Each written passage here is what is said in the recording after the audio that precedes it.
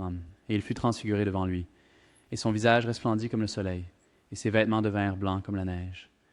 Et Moïse et Élie leur apparurent, parlant avec lui.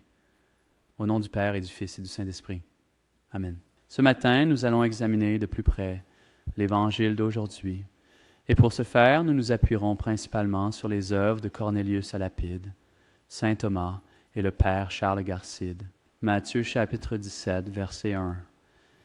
Et après 6 jours, Jésus prend avec lui Pierre, Jacques et Jean, son frère, et les emmène sur une haute montagne à l'écart. Où cela s'est-il passé? De grands docteurs de l'Église, Saint Cyril de Jérusalem, Saint Jean de Massène, le vénérable Bède, et d'autres théologiens enseignent explicitement que le Christ est transfiguré sur le mont Tabor. Pourquoi le Christ a-t-il amené Pierre, Jacques et Jean comme témoins? Le grand docteur de l'Église, Saint Hilaire de Poitiers, déclare que les 3 hommes qui ont été pris symbolisent la sélection future du peuple de Dieu à partir d'une origine triple, les fils de Sem, les fils de Cham et les fils de Japheth. Et nous pouvons le constater en regardant notre propre congrégation. Le grand docteur de l'Église, Saint Anselme, déclare que ces 3 apôtres désignent que ceux que Dieu juge dignes, au-dessus des autres, de contempler la vision et la gloire de lui-même, sont de 3 types. Pierre désigne la charité fervente, car il était ardent dans cette vertu. Jean, un vierge, signifie les vierges. Jacques, le premier martyr parmi les apôtres, désigne ceux qui souffrent et les martyrs. Encore une fois, Pierre représente ceux qui sont des rochers, c'est-à-dire forts et constants dans la foi et la vertu. Jean représente les chasses. Jacques le supplanteur représente ceux qui piétinent les vices et les écrasent, car ceux-ci sont dignes de la vision de Dieu. Verset 2. Et il fut transfiguré devant eux, son visage resplendit comme le soleil, et ses vêtements devinrent blancs comme la neige. Que faisait le Christ ici? Koinonia solapide.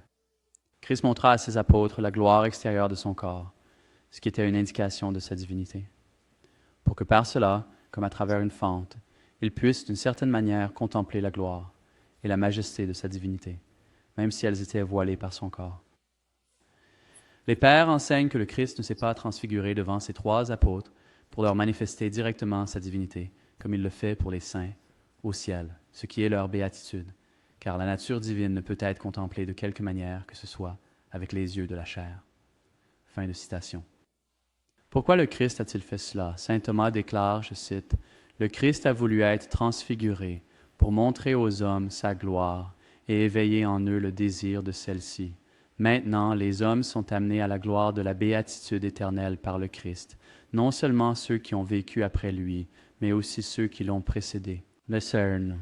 Par conséquent, il convenait que des témoins soient présents parmi ceux qui l'ont précédé, à savoir Moïse et Élie, et parmi ceux qui l'ont suivi, à savoir Pierre, Jacques et Jean, afin que par la bouche de 2 ou 3 témoins, cette parole soit confirmée. Citation Cornelius à Lapidari énumère d'autres raisons pour lesquelles le Christ a été transfiguré. D'une part que par cette gloire et cette luminosité, et par le témoignage d'Élie et de Moïse, il puisse prouver sa divinité à ses apôtres, et montrer qu'elle était cachée ou voilée sous son humanité. 2. Afin qu'il puisse prévenir ses disciples de ne pas perdre confiance lorsqu'ils le verraient cloué sur la croix au mont Calvaire. 3. Selon les docteurs de l'Église, Saint Éphrem de Syrie, Saint Cyril de Jérusalem, Saint Jean Damascène et Saint Basile le Grand, pour montrer que le Christ reviendra de cette manière avec grande puissance et majesté pour juger le monde. C'est pourquoi Élie est également apparu, car il sera le précurseur du Christ lorsqu'il viendra pour le jugement. 4, afin qu'il puisse susciter et augmenter la foi, l'espérance, le courage et le zèle des apôtres, ainsi que des autres fidèles, pour qu'ils subissent courageusement pour l'Évangile toutes les épreuves et croient, en espérant obtenir une gloire similaire à la résurrection. La phrase « son visage resplendit comme le soleil » devrait nous rappeler quel prophète de l'Ancien Testament. Moïse. Comme le fait remarquer saint Hilaire de Poitiers, lorsque Moïse descendit du mont Sinaï après que la gloire du Seigneur lui soit apparue et qu'il ait reçu les tables de la loi, son visage était rayonnant de lumière, comme nous pouvons le voir dans l'Exode 34. Mais dans le cas de Moïse, cette splendeur venait de l'extérieur, tandis que la gloire du Christ était intérieure. Verset 3. Et voici, Moïse et Élie leur apparurent, parlant avec lui. Pourquoi Moïse et Élie étaient-ils présents? Élie est aussi connu sous le nom d'Élijah. Ce grand docteur de l'Église, saint Augustin, affirme, je cite, « Moïse signifie la loi, Élie signifie les prophètes, tandis que l'Évangile est signifié par le Seigneur. » C'est pour cette raison que ces trois apparurent sur la montagne, où il montra la gloire de son visage et de ses vêtements à ses disciples. Car il apparut au milieu, entre Moïse et Élie, comme l'Évangile recevant témoignage de la loi et des prophètes. Saint Thomas explique. Comme le dit Saint Jean Chrysostome, Moïse et Élie sont mis en avant pour de nombreuses raisons. Et tout d'abord parce que la multitude disait que le Christ était Élie, ou Jérémie, ou l'un des prophètes. Ainsi, il amène avec lui les chefs des prophètes, afin qu'ils voient au moins une différence entre les serviteurs et leur Seigneur. Une autre raison était que Moïse a donné la loi, tandis qu'Élie était jaloux pour la gloire de Dieu. Ainsi, en apparaissant avec le Christ, il montre combien les Juifs l'accusèrent faussement de transgresser la loi et de s'approprier de manière blasphématoire la gloire de Dieu. Une troisième raison était de montrer que le Christ a le pouvoir sur la mort et la vie, qu'il est le juge des morts et des vivants, en amenant avec lui Moïse, qui était mort, et Élie, qui vivait encore. Une quatrième raison était que, comme le dit Luc dans le chapitre 9, verset 31, il parlait avec Christ de sa passion et de sa mort. Par conséquent, afin de renforcer le cœur ses disciples en vue de cela, il leur présente ceux qui s'exposeraient à la mort pour Dieu, puisque Moïse a affronté la mort en s'opposant à Pharaon et Élie en s'opposant au roi Achab. Une cinquième raison était qu'il souhaitait que ses disciples imitent la douceur de Moïse et le zèle d'Élie. Saint Hilaire de Poitiers ajoute une sixième raison, à savoir pour signifier que le Christ avait été prédit, à la fois par la loi, que Moïse leur avait donnée, ainsi que par les prophètes, dont Élie était le principal exemple. Fin de la citation. Comment Moïse et Élie sont-ils arrivés au mont Tabor? L'âme de Moïse a été transportée du lambe des pères à la terre par un ange. Et quand Moïse a été ramené sur terre, saint Thomas déclare, « Un ange a formé un corps à partir des matériaux disponibles pour que Moïse soit visible. » Tout le monde s'accorde à dire que c'était bien Élie lui-même qui est apparu dans son propre corps, car Élie a été emporté au ciel dans un char de feu, et il est toujours vivant, afin qu'il puisse revenir et lutter contre l'Antéchrist. Du paradis donc, ou du lieu où il a été transporté, il a été soudainement transféré par un ange au mont Tabor, afin qu'il puisse témoigner pour le Christ. And so on, dans sa transfiguration. Fermez les guillemets. Pourriez-vous expliquer ce que cela signifie de dire qu'Élias a été emporté au ciel dans un char de feu? Grand docteur de l'Église, Saint Grégoire le Grand explique que lorsque l'on dit qu'Élias a été emporté au ciel, le terme ciel désigne le ciel aérien dans lequel les oiseaux volent. C'est pourquoi dans Matthieu 8:20, ils sont appelés oiseaux du ciel. Et Élie a été transporté dans ce ciel, afin qu'il puisse être soudainement conduit dans un lieu secret de la terre, où il pourrait vivre dans une grande paix de l'esprit et de la chair, jusqu'à ce qu'il revienne à la fin du monde et paie la dette de la dette. Fermez les guillemets. Saint Thomas déclare, je cite, « Élias a été emporté dans les cieux atmosphériques. » Maintenant, souvenez-vous, lorsque les anciens se référaient aux cieux, les cieux sont utilisés au pluriel. Le premier ciel, ce que nous appelons le premier ciel, c'est ce que nous appelons l'atmosphère, l'air. Le deuxième ciel, c'est ce que nous appellerions l'espace extérieur. Et le troisième ciel est ce que nous appellerions le paradis. Comme lorsque Saint Paul parle de « vous avez été trans », traduit au troisième ciel. C'est ce que nous entendons par paradis. Mais les anciens appelaient les cieux, les choses au-dessus de la terre. Donc, l'atmosphère, l'espace extérieur. Ciel, d'accord. Donc, saint Thomas déclare, Élie fut emporté dans le ciel atmosphérique, mais pas dans le ciel qui est la demeure des saints. Et de même, Enoch a été transporté dans le paradis terrestre. Fin de citation. Maintenant, qui est Enoch et quel lien a-t-il avec Élie? Enoch est l'un des patriarches. Il est le père de Mathusalem et l'arrière-grand-père de Noé. Nous descendons tous de lui. Des siècles avant le grand déluge, il a été emporté et transporté quelque part. Élie et Enoch sont maintenant ensemble quelque part, mais à la fin du monde, ils reviendront pour combattre l'Antéchrist. Élie aura une mission spéciale pour prêcher et convertir les Juifs, tandis qu'Enoch aura une mission spéciale pour prêcher et convertir les gentils. Cela a toujours été compris concernant Élias, mais il y avait un débat parmi certains des anciens pères quant au rôle d'Enoch. C'est l'une des gloires des théologiens scolastiques d'avoir élucidé cela en détail en triant les Écritures et les pères. En tant que grand docteur de l'Église, Saint Robert Bellarmine déclare, je cite, « C'est soit une hérésie, soit proche de l'hérésie, de nier que Enoch et Élie reviendront en personne. » Enoch et Élie sont encore vivants, et quand l'Antéchrist viendra, ils s'opposeront à lui et préserveront les élus et la foi de chaque Christ et convertiront les Juifs. Vous pouvez lire cela dans le livre de l'Apocalypse au chapitre 11, versets 3 à 12. Ce sont les deux témoins.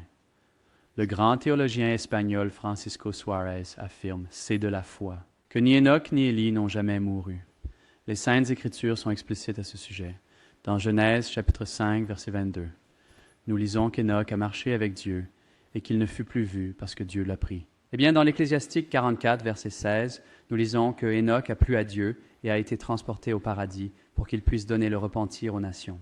Et dans Hébreux 11, verset 5, nous lisons que Enoch a été transporté afin qu'il ne voie pas la mort, et il n'a pas été trouvé parce que Dieu l'avait transporté. D'Élie, il est déclaré dans l'Ecclésiastique 48, versets 9 et 10, qu'il fut enlevé dans un tourbillon de feu sur un char de chevaux ardents. Et il est inscrit dans les jugements des temps pour apaiser la colère du Seigneur, pour réconcilier le cœur du Père avec le Fils et pour restaurer les tribus de Jacob. En étant inscrit dans les jugements des temps, on doit comprendre qu'il est destiné à un moment futur à apaiser la colère du Seigneur. Yakin, fin de citation. Maintenant, entre parenthèses, quiconque, comprend que ces hommes sont tous les deux encore vivants, ne devrait avoir aucun problème avec l'âge des patriarches. Après tout, Élie était déjà presque aussi vieux que Mathusalem à l'époque de la transfiguration. C'était il y a près de 2000 ans. Et est-ce que Enoch est plus vieux que Mathusalem? C'est le père de Mathusalem. Il est encore en vie et le sera jusqu'à la fin du monde. Où sont Enoch et Elias en ce moment? Suárez pense qu'Enoch a peut-être vécu dans le paradis original jusqu'au grand déluge, et qu'après avoir été d'une certaine manière divinement protégé du danger, il a été transféré dans une cachette qui peut éventuellement se trouver au même endroit où se trouvait le paradis avant d'être détruit par les eaux. Où qu'ils habitent, Suárez ne doute pas qu'Enoch et Élie soient intensément heureux dans leur amitié mutuelle, et qu'ils vivent dans un lieu qui, s'il n'est pas le paradis d'Adam et Ève, est tout aussi beau. Nous devons croire qu'ils sont vivants, mais nous ne pouvons pas être sûrs de l'endroit où ils se trouvent actuellement. Saint Augustin commente, je cite, « Il y a des questions à propos desquelles, sans porter atteinte à cette foi par laquelle nous sommes chrétiens, il peut y avoir ignorance quant à la vérité, et par conséquent, tout jugement définitif est suspendu. » Fin de citation. Ou nous pouvons faire une supposition qui, en raison de nos doutes humains et fragiles, peut être incohérente avec cela. Par exemple, lorsque la question se pose quant au site du paradis, où Dieu a placé l'homme après l'avoir formé de la poussière, car un chrétien ne doute pas de l'existence du paradis, où l'on s'est demandé où Elias et Enoch se trouvent en ce moment, car nous ne doutons pas qu'ils soient vivants dans les corps dans lesquels ils sont nés. Fin de la citation.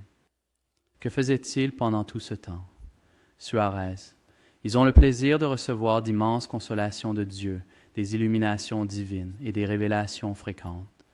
En ce qui concerne Élie, il est clair d'après l'Évangile qu'il a vu le Christ lors de la transfiguration, et nous pouvons présumer qu'Enoch l'a également vu à un moment donné.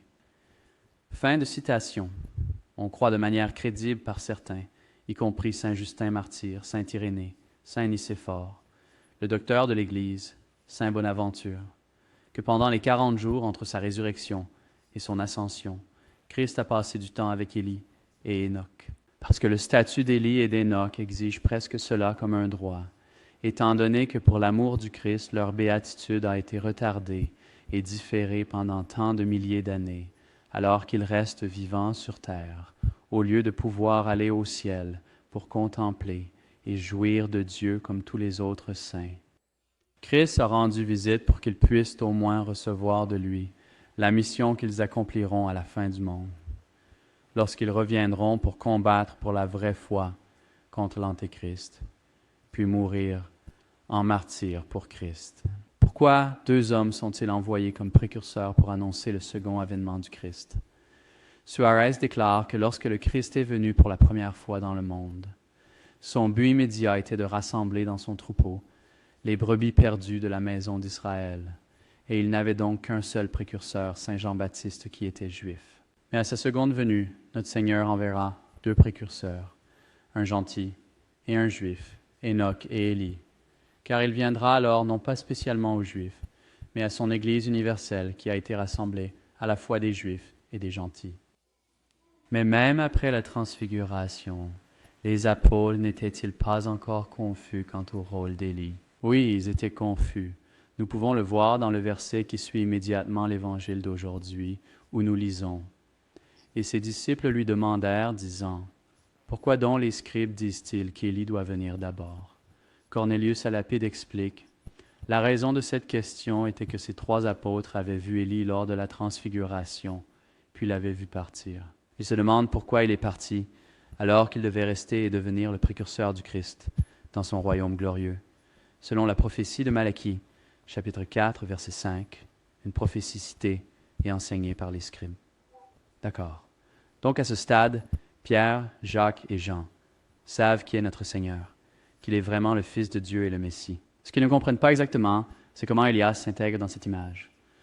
Donc, les apôtres se demandent pourquoi Élias est parti, alors qu'il aurait dû rester et devenir le précurseur d'un Christ, selon cette prophétie. Je vais lire Malachie chapitre 4, versets 5 à 6. « Voici, je vous enverrai Élias, le prophète, avant la venue du grand et redoutable jour du Seigneur. Et il ramènera le cœur des pères vers les enfants, et le cœur des enfants vers leurs pères. » Maintenant, cette prophétie n'est pas confuse pour nous, puisque nous la lisons comme quelque chose qui sera accompli à la fin du monde, juste avant le second avènement. Par exemple, le commentaire de Haydock explique le sens de la phrase de Malachie. « Il ramènera le cœur des pères vers les enfants, et le cœur des enfants vers leurs pères, comme suit. En ramenant les Juifs à la foi du Christ, Élie les réconciliera avec leur père, c'est-à-dire les patriarches et les prophètes, dont les cœurs ont été détournés des Juifs pendant de nombreuses générations, en raison de leur refus de croire en Christ. » D'accord? Donc pour nous, c'est facile à comprendre. Mais les apôtres étaient compréhensiblement confus, puisque les scribes avaient d'expliquer les choses autrement. Quod non incelapati. Les scribes ne distinguaient pas entre la première et la deuxième venue du Christ, tout comme même maintenant, les Juifs ont échoué à le faire, car ils nient que le Christ soit venu, et l'attendent encore comme devant venir, parce qu'il n'y n'est pas encore apparu pour le désigner. Fin de citation. Ainsi notre Seigneur répond à leur confusion en disant, « Élie viendra en effet, mais il restaurait toutes choses. Mais je vous dis qu'Élie est déjà venu, et ils ne l'ont pas reconnu, mais lui ont fait tout ce qu'ils avaient en tête. Ainsi le Fils de l'homme souffrira aussi de leur part. » Alors les disciples comprirent qu'il leur avait parlé de Jean-Baptiste. Ainsi le Seigneur dissipe la confusion, en identifiant Jean-Baptiste comme le type ou la préfiguration de ses mensonges, en tant que celui qui était venu dans l'esprit d'Élie. À ce stade, ils peuvent voir que l'Élie littéral et véritable sera le précurseur et la seconde venue. Pourquoi alors, quand les pharisiens ont demandé à saint Jean-Baptiste s'il était Élie, a-t-il répondu non? Parce que l'objectif des pharisiens, en le questionnant, n'était pas de découvrir la vérité, mais de lui tendre un piège avec des mots. Et ainsi, saint Jean-Baptiste leur répondit véritablement dans leur sens du nom. Il n'était pas littéralement Élie, juste en esprit. Mais à cause de sa méchanceté, de leur méchanceté, il ne s'est pas assez expliqué davantage. Quod n'en est-il la patte? Ce n'était pas parce qu'Élie n'était pas encore venu que les Juifs persistaient à ne pas croire qu'il était le Messie, mais parce qu'ils étaient pervers et obstinés dans leur méchanceté. Car cet Élie, qui avait été promis avant le Christ pour l'avènement, à savoir saint Jean-Baptiste, était déjà venu, avait déjà désigné le Christ aux scribes, qu'il était le Messie, mais ils ne voulaient pas croire Jean. C'est-à-dire qu'ils ont refusé de reconnaître qu'il était le précurseur du Christ, mais ils lui ont fait tout ce qu'ils avaient en tête. C'est-à-dire que lorsqu'il a reproché leur vice, ils l'ont haï et persécuté, l'ont livré à Hérode, qui cherchait à le tuer, et a finalement réussi à le faire avec leur approbation. Fermez les guillemets. Notre Seigneur conclut son explication par l'observation qu'il souffrira lui aussi des mêmes hommes qui ont tué saint Jean-Baptiste. Y a-t-il une raison particulière pour laquelle les Juifs écouteront Élie à son retour? Ils n'ont pas écouté saint Jean-Baptiste. Élie et Enoch auront le pouvoir de confirmer leur prédication par des miracles spectaculaires. Cornélius à Lapide explique que, à la fin du monde, Élie aura le même pouvoir qu'il avait autrefois, de faire tomber du feu du ciel et de dévorer les ennemis de Dieu, tant par ses prières que simplement par son commandement. Ils ont aussi le pouvoir de simplement fermer les cieux et d'arrêter la pluie à volonté, tout comme Élie l'avait autrefois. Ils recevront également le pouvoir qui avait été donné d'abord à Moïse lors de son combat avec le Pharaon, pour transformer les eaux en sang et frapper la terre avec toutes sortes de fléaux qu'il souhaite. Fait d'intéressant, même à notre époque, les Juifs dévots recherchent toujours Élie. En fait, juste la nuit dernière, des Juifs dévots ont prié Dieu pour envoyer Élie. J'ai vérifié cela avec un ami juif orthodoxe. Il est guidé par le Seigneur. Veuillez prier pour lui, et surtout pour sa femme et ses enfants, car il croit que le Seigneur est le Messie. Il croit en Notre-Dame. Il croit en la foi catholique. Mais il est dans une situation délicate parce qu'il a une famille, et ce n'est pas là où ils en sont. Alors, priez pour lui. Quoi qu'il en soit, Élie est invoqué le samedi soir lors des cérémonies qui concluent le jour du sabbat. Pendant l'hymne final, ils demandent à Dieu d'envoyer Élie au cours de la semaine suivante, et je cite leur hymne. Élie le prophète, Élie le Tishbite, qu'il vienne rapidement en notre temps avec le Messie, fils de David. Non seulement cela, il est également invoqué dans son rôle de précurseur du Messie pendant la prière juive après les repas. Que le miséricordieux nous envoie Élie le prophète, qu'il soit rappelé pour le bien et qu'il nous annonce des nouvelles de bonté, de salut et de réconfort. Verset 4. Et Pierre répondant dit à Jésus, « Seigneur, il est bon que nous soyons ici. Si tu veux, faisons ici 3 tentes, une pour toi, une pour Moïse et une pour Élie. » Kinins Lapidae demande, « Pourquoi Pierre a-t-il désiré que ces 3 tentes soient faites puisque les bienheureux n'ont pas besoin de demeure? » Et il répond, Pierre a dit cela vers la fin de la transfiguration, lorsque Moïse et Élie étaient sur le point de partir, afin qu'ils puissent les empêcher de partir. Tchassian. Verset 5. Et comme il parlait encore, voici une nuée lumineuse les enveloppa. Et voici une voix venant de la nuée, disant, celui-ci est mon fils bien-aimé, en qui j'ai mis toute mon affection. Écoutez-le. Verset 1. Pourquoi le nuage était-il lumineux? Saint Jean Chrysostome et Saint Jean Damascène ont expliqué que le nuage était lumineux pour signifier la différence entre l'ancienne loi et la nouvelle loi. Dans l'ancienne loi, Dieu est apparu sur la montagne aux Hébreux dans un nuage noir, car cette loi était pleine d'ombre et de terreur. Dans la nouvelle loi, il apparaît dans un nuage lumineux sur la montagne, parce que la nouvelle loi apporte vérité, gloire et amour. Quelle du mot drage, Eh bien, le mot grec pour l'ombrage de la nuée est le même mot utilisé pour décrire l'Esprit Saint ombrageant la Vierge Marie lors de l'Annonciation. Quelle est la signification de la voix de la nuée disant « Celui-ci est mon Fils bien-aimé, en qui j'ai mis toute mon affection. Écoutez-le. » Kinisela Labida explique que les mots « écoutez-le » ne se rapportent pas à, je cite le Moïse, qui est parti, mais au Christ lui-même comme le nouveau législateur de la nouvelle loi. Écoutez-le, croyez-le, et obéissez à ses commandements en toutes choses. Il y a une allusion dans le Deutéronome 18, verset 15, où Moïse parle du Christ. Le Seigneur, ton Dieu, te suscitera un prophète de ta nation et de tes frères, comme moi. C'est lui que tu écouteras. Énoncte. Ces mots, écoutez-le, n'ont pas été dits de Christ lors de son baptême, car il fut alors pour la première fois montré au monde, mais ici il fut envoyé comme enseignant et législateur. C'est pourquoi, comme le soutiennent Tertullien, Saint Léon le Grand et Saint Jean Damascène parmi d'autres, ces mots désignent l'abrogation de l'ancienne loi et le commencement de la nouvelle loi. Versets 6 à 8, et les disciples, entendant cela, tombèrent la face contre terre et furent très effrayés. Et Jésus s'approcha, les toucha et leur dit, « Levez-vous et n'ayez pas peur. » Et eux, levant les yeux, ne virent personne d'autre que Jésus seul. Cela symbolisait que la loi et les prophètes avaient disparu maintenant que le Christ était présent, leur cédant la place pour qu'ils restent seuls à apporter aux hommes la véritable lumière de la loi de l'Évangile. Verset 9. Et comme ils descendaient de la montagne, Jésus leur ordonna en disant, « Ne parlez à personne de la vision, jusqu'à ce que le Fils de vision, l'homme, soit ressuscité des morts. » Saint Jérôme, Saint Jean Chrysostome et le vénérable Bède disent que jusqu'à après sa résurrection, notre Seigneur ne souhaite pas que cela soit prêché parmi le peuple, de peur que la merveille des choses ne semble incroyable, de peur que la croix, survenant après une si grande gloire, ne cause offense. Fermons. La présence de Moïse et Élie, la voix miraculeuse du ciel, le nuage de gloire descendant sur la montagne, la transfiguration de notre Seigneur révèlent définitivement aux apôtres la véritable identité de notre Seigneur. Cela les fortifie dans leur foi.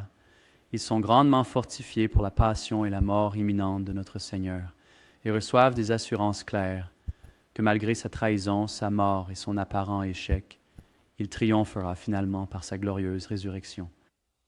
Et pourtant, malgré tout cela, à l'exception de Saint Jean, face à la réalité brutale de la passion de notre Seigneur, les deux autres s'enfuient.